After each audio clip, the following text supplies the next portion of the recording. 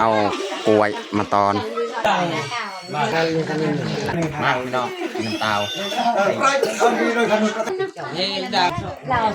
พาหนึ่งจะมีซองกำลังลงมือกินข้าวสีนไก่เจ้าสาวเสือแดงกับเจ้าบ่าวเสือดำแหละอย่าลืมกดไลค์กดแชร์และกดติดตามเด้อพี่น้อง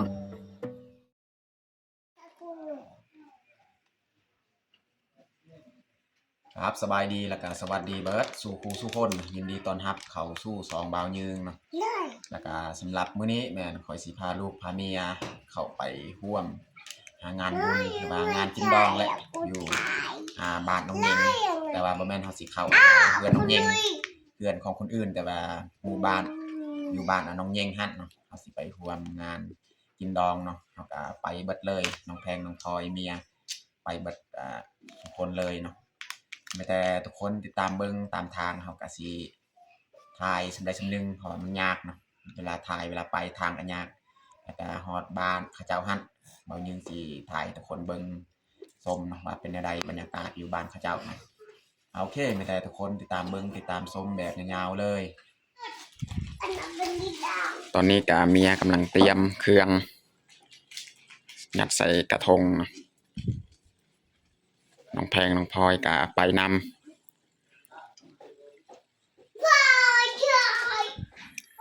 ตอนนี้ก็เขาเริ่มออกแล้วนี่น้องพลอยขึ้นไปนั่งอยู่รถแล้วเขาสีเริ่มออกเลยแต่ว่าบางทีตามทางนี่อาจสิบได้ถ่ายมันยากนะเมียก็ถ่ายบ่เป็นเมียก็อุ้มมาน้องแพงไปนำ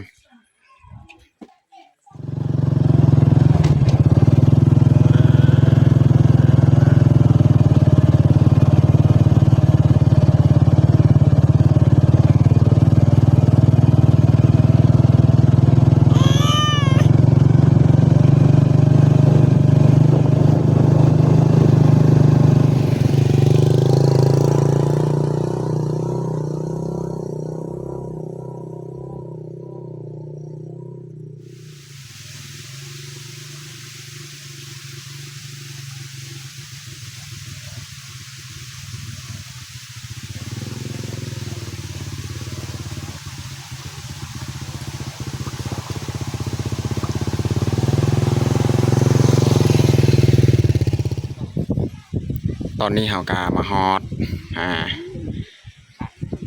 บ้านข้าเจ้าแล้วเฮาก็ได้จอดไว้รถแถวนี้แหละ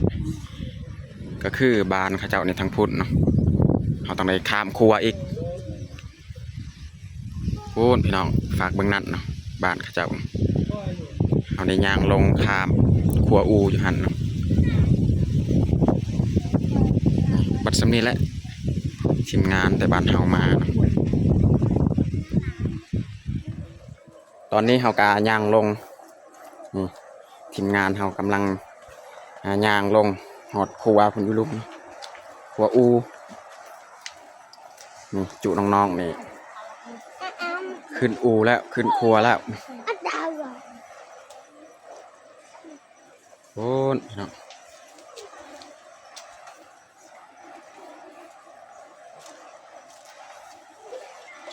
นี่บ้านเพิ่นอยู่พูดนะพี่น้องเนาะ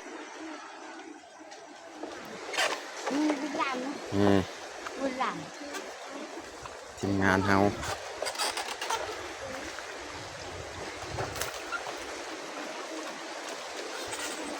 บางคนนี่เอารถนี่ไปทางนี้แหละ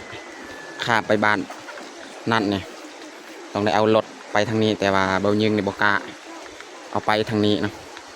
นี่พี่น้องเบิ่งนี่ครัวนี่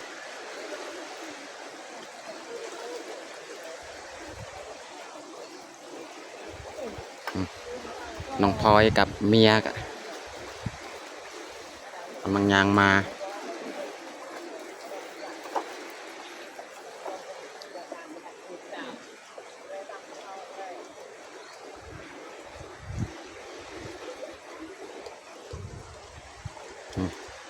ทีมงานครึ่งนึงนี่ไปก่อนแล้ว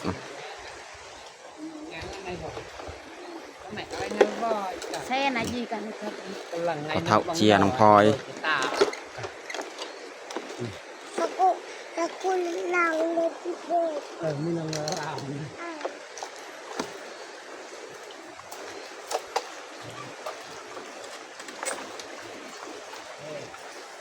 ย่างไปเลยเนาะ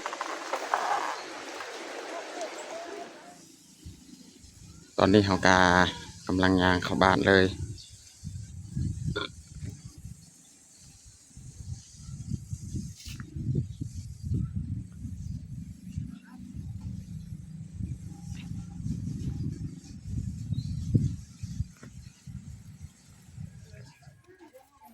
ตอนนี้กามาฮอดบ้านแล้วนะพี่น้องคุณแหละเฮือนหลังอยู่เทิงนั่นแหละเฮือนเจ้าของงานเพิ่น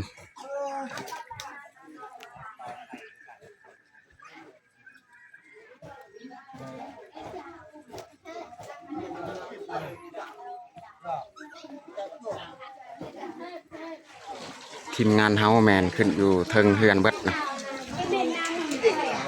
บริหารสีขึ้นเลยเนาะนี่แหละทีมงานเฮา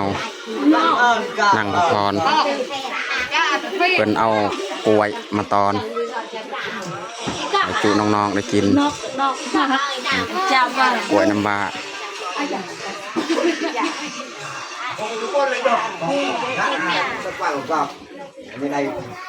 นี่แหละทีมงานผู้ชายกับหลายคนนี่4-5 คนทีมงานเฮาแต่จุน้องๆหันทางหน้าหันหลายคนกำลังนั่งกินน้ำตาไปน้องแล้วก็ให้จุน้องๆแม่นกินน้ำหวานกินกล้วย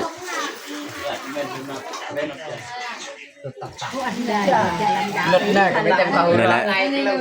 พอเจ้าของมางาน Mày cái tem cà hú đó. Đâu buông này, camera. เย็นน้ำตา Buông này, khâu này. มันกอกอีก Đâu buông này chứ. Đó là cái từ. Lục thông. Mà lấy cả để lục thông còn chắc ăn rất đâu. Tay này râm. Anh này. Này. Bắt đầu khâu này, chú anh. Cái này là khâu ra. Đàn này mình. น้ำของแท้พี่น้องนี่น้ำตาลขออนุญาตกินเลยนะพี่น้อง Hai ca đâu được rồi. Dạ. Cái này nó hơi chậm. Cái rau cái này มาพี่น้องกินน้ำตาล Ông đi rồi gần có tay tụt tụt ta lên tay. Đang say. Tao cái này nó tay. Đi đâu tay. Tay con cái này nó tay nước cái là cái này tay lên. Nó kia. Nó tay nó hai tổ không được. Mà kia tay tay cắt. Tao quá. Quay.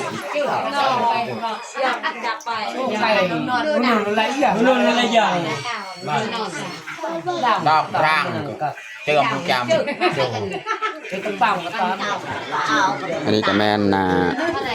กระพาเขาแล้วก็คงกินเนาะ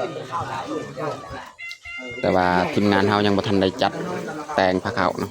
กระดงกันยังก็เรียบร้อยเขาจะเอามาไว้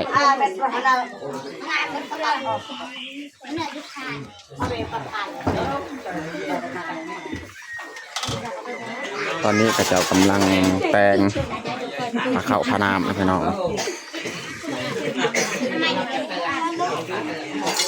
อันก็แม่นต้มซีนไก่พี่น้อง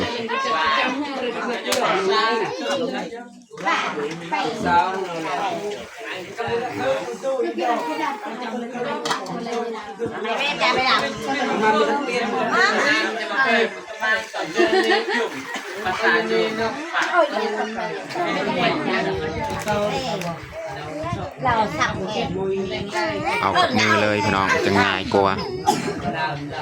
đã cố thắp em một bên trong từ đi của lại bị chân tay tạm và bên này nhớ nhắc mình là sao sao cho tôi nghe đào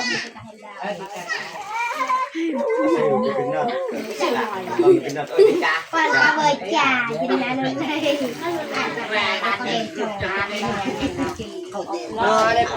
ส่วนในหม้อหันแมนซีนไก่จะต้ม บ่แม่นสินไก่สินปลาฮะสินปลา แล้วก็ปลาแรง ถ้วยสินปลาแล้วก็สินไก่ โอ้ยจะเป็นบ้านน่ะ ผ้านึ่งจะมี2ถ้วยเนาะ เจ็ดแบบไม่เจ็ดโอยโอยกับไม่ขายเลยที่ไหนได้ดีกว่า แม่จะได้เราไปดึกแล้วกัน สูตรจะถามว่าดีไปไหนไอ้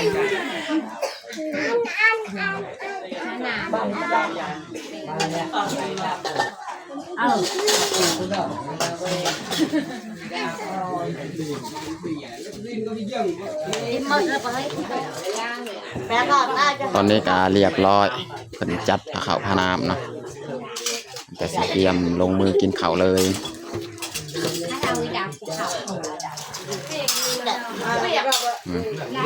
ทำงานสายเฮาทางนี้เหมือนกินเบียร์กินน้ำตาลเพิ่นยังบ่ทันได้เบิดกินน้ำตาลเบียร์มาแล้ว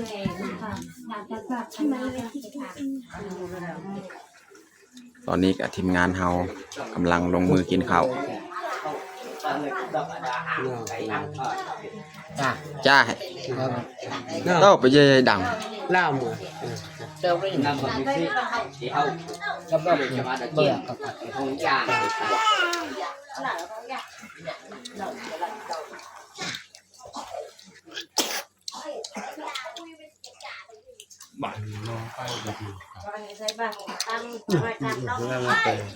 สินไก่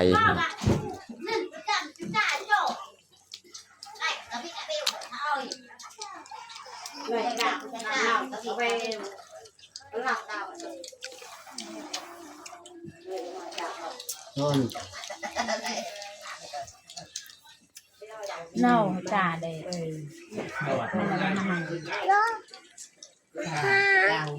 có cái rồi trả lại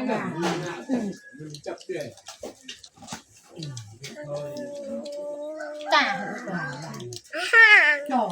đừng đã đầu quá được bây giờ không phải tôi nữa ตอนนี้ก็หลังจากกินข้าวกินน้ำแล้วเนาะ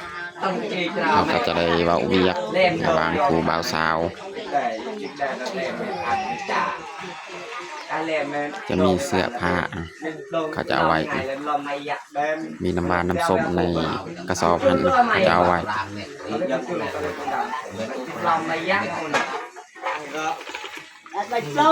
tem mà nè đùa nè ai tem giờ nè em là tiền tiền mày giặt nhưng mà ô อันนี้ก็แมนพอของเจ้าสาวเพิ่นเว้าเนาะ mồi về đi vậy ก็คือ đi mồi chỉ tắt เจ้าสาวเสื้อแดงกับเจ้าบ่าวเสื้อดำนี่แหละ rồi cà phê là tông ở đây tem เพิ่นก็สั่งสอนเว้าแนวสิ่งที่ดีแหละแม่นสิเว้าแนวอื่นพี่น้อง cái tem tao cái chip cay thêm lên nữa đó bữa nay cao đây càng coi như nó đọc tem อันนี้แม่นบรรยากาศยามแรงๆพี่น้องเนาะ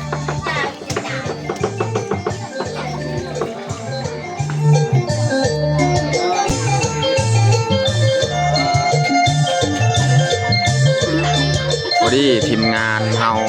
กำลังกินข้าวกินน้ำนะพี่น้องเนาะกินข้าวกินน้ำตอนแรงอีกนะ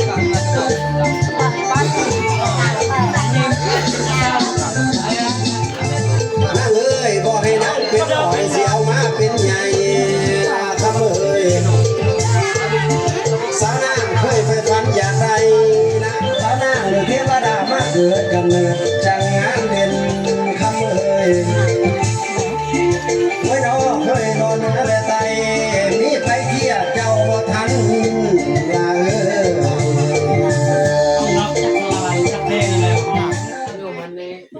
mày xong ngày làm cái gì có mặt đó nhảy vô là phải dễ rồi น้องพลอยก็นอนแล้วนะพี่น้องนอนเป็นแถวเลย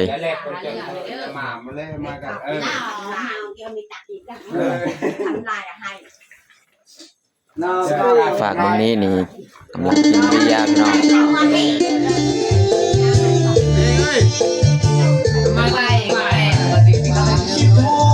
บ้านน้อยเมื่อยามทางนี้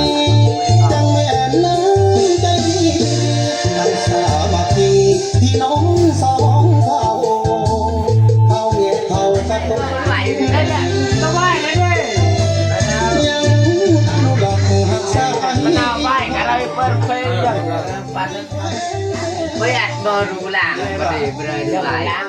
ประกันเฮเซนกัน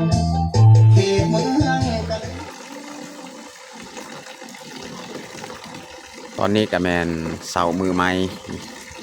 บรรยากาศยามเช้าๆพี่น้อง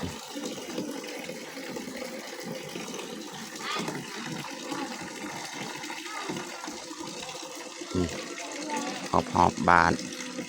เพิ่น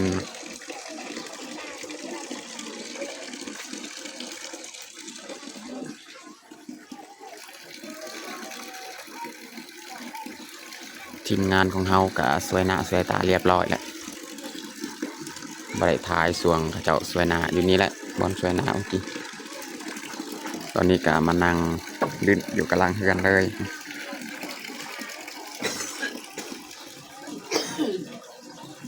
แต่รอทากินข้าวเสาจังหน่อยนะพี่น้องเนาะ